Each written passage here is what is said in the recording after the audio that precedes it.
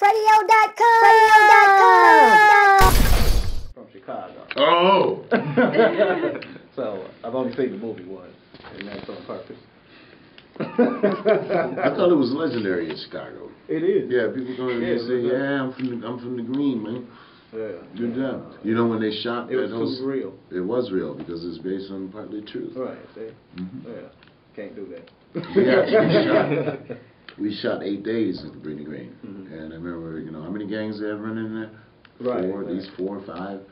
They had to pay off 2 different security people, but it was created quite a sensation to actually shooting there. There's a moment when Virginia Madsen is brought out the apartment under arrest. Wow. Took forever to shoot that because people identified with it. There you go, Poe. How does it feel to be associated with death, just in your everyday life? How does that affect you? How am I associated with that? Well, the roles that you play that are always associated with the spirit part of the death, or you're the messenger or the deliverer. Are we talking about Final Destination specifically? More specifically, yes. Okay, well, I never took a look at him like that. I mean, he's not the angel of death. He's not the emissary of death. He's not. Now, what you get from it by watching it, that's on you. You're using your imagination. But I know specifically who he is because I made the decision. I have a backstory for him. And one day that will be revealed, and you will be shocked. One day, not today? Well, when Final Destination 5 makes over 50 million and they green like the next 2, I'll make a point that you know who he is. Okay?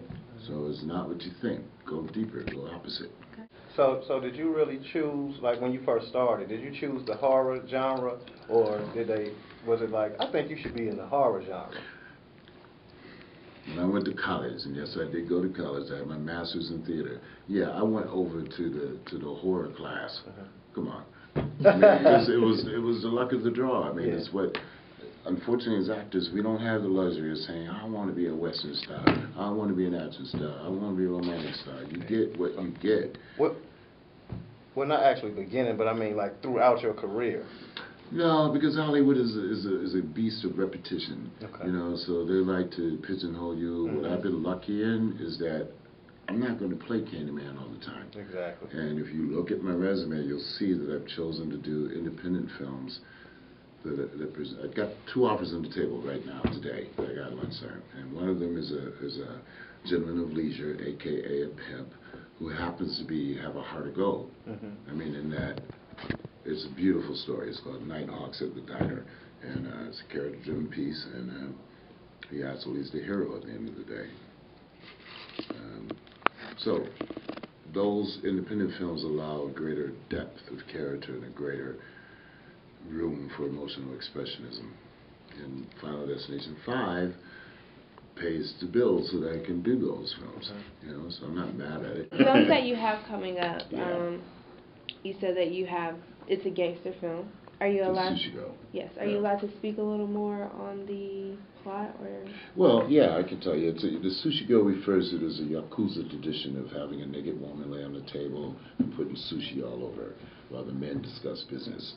Okay, so this particular evening is a certain person gets out of prison after 6 years in, and we just want to know where everything is. And then things go wrong. And then it gets really wrong. Then it gets cataclysmically wrong. And it's about relationships, it's about gangster tradition, doing what you're supposed to do. And my character is a complete sociopath. I set up the dinner. He's getting out. I'm arranging all this. I look you right in the eyes. Good to see you. Wonderful. But the minute you do what he doesn't want to do, I did careful research because I didn't want it to be a cliche. His eyes go dead, empty, and he looks right through you. Okay? And when that happens,